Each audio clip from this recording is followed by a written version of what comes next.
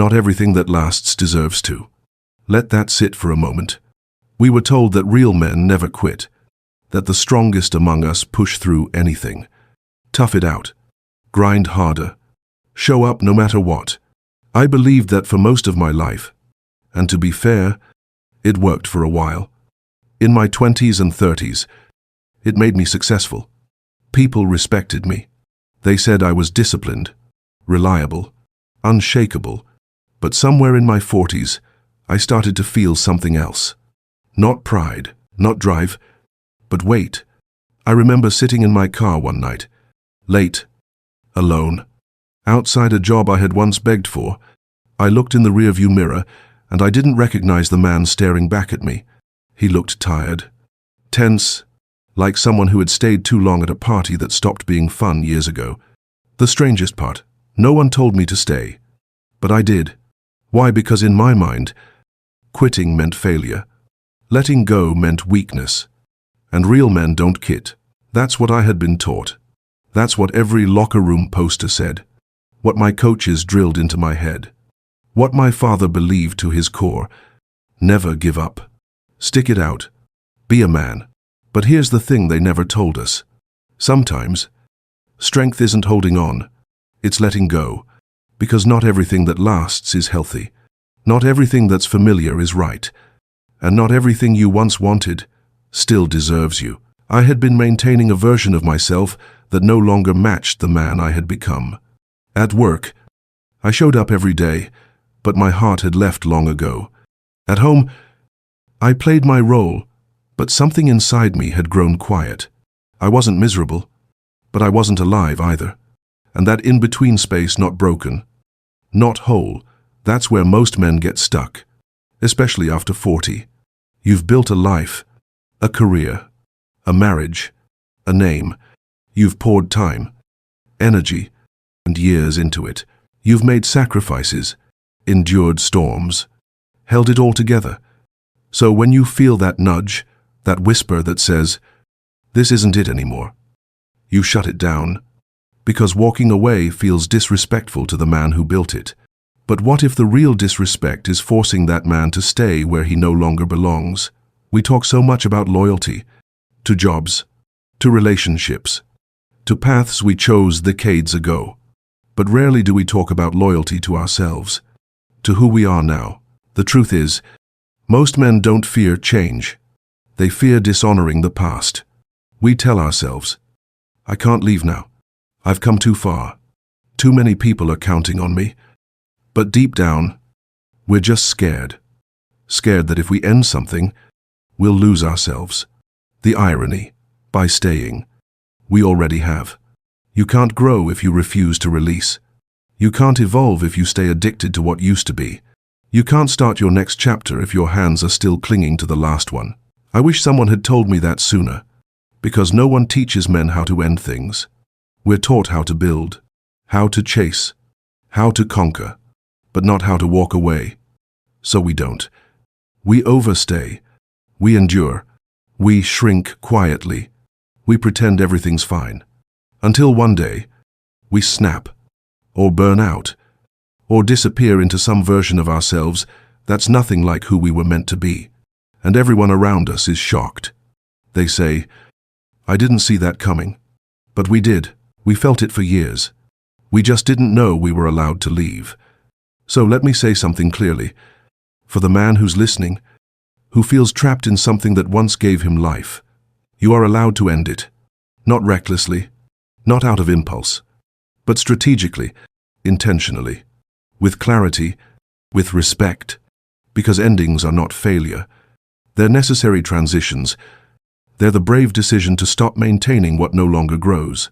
You don't owe your past a lifetime of loyalty. You owe your future a chance to begin.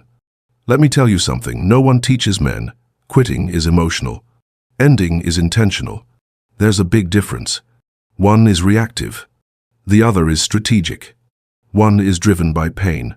The other, by clarity. I didn't understand that at first. I thought all endings were the same. A weakness, a failure, proof that I didn't have what it takes. But then I started to see the pattern. Every time I clung to something that no longer served me, I shrank. I got quieter, less passionate, less present, and it wasn't just me. I saw it in other men. Good men, strong men. They weren't lazy. They weren't afraid of work. They were just tired. Tired of pretending the fire was still there. Tired of defending a version of life that had already expired. They stayed in jobs that paid well but killed their soul. They stayed in marriages where they felt invisible, where the only thing they shared was a mortgage. They stayed in friendships that revolved around nostalgia instead of growth. Because walking away felt disloyal, like a betrayal. Not just to others, but to the man they used to be. And yet some of them eventually did leave. They ended the job, the marriage, the habit, the old story. And the strange thing, they didn't collapse. They came alive. Not overnight. There was pain, loss, discomfort, but underneath all that was peace, and a kind of quiet joy that only comes when you stop fighting a war that's already over. That's what a strategic ending is. It's not quitting because it's hard. It's quitting because it's done. It's not walking away out of fear. It's walking away because you finally see clearly. It's looking at your life and asking, what am I still trying to fix that was never mine to carry this long? And when the answer comes, you honor it. That's what I had to learn. That endings aren't about abandonment. They're about alignment. They're not about destroying what was. They're about making space for what can be. Because every chapter you keep open out of fear is a door you're blocking for something better. I think about a man I once knew. Let's call him James. He was a high-ranking executive, respected, well-paid, built his career from nothing. But I remember the day he told me, I hate who I become when I walk into that building. He wasn't weak. He wasn't unstable. He was done. And yet, he kept showing up, day after day. Suit, smile, strategy, until one morning, he just stopped. No big announcement, no drama. He simply walked away. He took 6 months off, sold his house, downsized his life, and started a business helping veterans reintegrate after deployment. Was it glamorous? No. Did he make more money? Not at first. But the man looked alive again. In a way he hadn't in years. He told me, for the first time in decades, I feel like I'm becoming someone, instead of just maintaining someone I no longer am. That line stuck with me, because that's what most men over 40 are doing. Maintaining, surviving, upholding systems, routines, and roles that no longer reflect who they've become. And sometimes, the bravest thing you can do is stop. Not to quit life, but to quit the version of life that no longer fits. Here's what I want you to hear. The thing you're afraid to end might already be over. The job, the marriage, the identity, the dream. You're not holding on to something alive. You're preserving a memory, a promise, a past. And while there's honor in honoring the journey, there's also wisdom in knowing when that journey has reached its end. Some men go their whole lives trying to revive what was. Others learn the art of releasing so they can make room for what will be. And I get it. Endings hurt. They shake the ground under your feet. They force you to face the unknown. But so does staying. So does pretending. So does waking up every day and wearing a life that no longer fits your soul. You don't need more time. You need more truth. And the truth is this: there are things in your life that no longer deserve your energy. There are versions of you that have done their job and need to be retired. And there are doors that won't open until you're brave enough to close the ones behind you. So how do you know when it's time to end something? There's no perfect formula, but you feel it before the mind ever admits it. The body already knows. You get quieter. You sigh more often. You dread the morning. You fake the smile. You wait for weekends like they'll save you. And sometimes you catch a glimpse of yourself in the mirror and wonder, where did I go? That's the sign. When the cost of staying is your aliveness, your clarity, your peace. And that's what this is really about. Not success. Not image. Not expectations. But peace. The kind of peace that doesn't come from control. but from release. We spend the first half of life trying to build. And that's good. It teaches us effort, discipline, sacrifice. But the second half, that's about editing, refining, letting go, choosing what stays and what no longer fits. And the men who don't learn to edit end up buried under the weight of everything they built. Here's what most people won't tell you. Endings are a form of leadership. It takes wisdom to stop what no longer works. It takes courage to disappoint others so you don't betray yourself. It takes maturity to walk away with grace instead of resentment. And it takes faith to believe that what's ahead can be better than what's behind. I've had to end many things.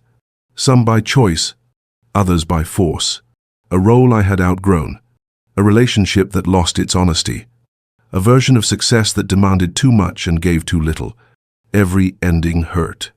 Everyone. But none of them broke me.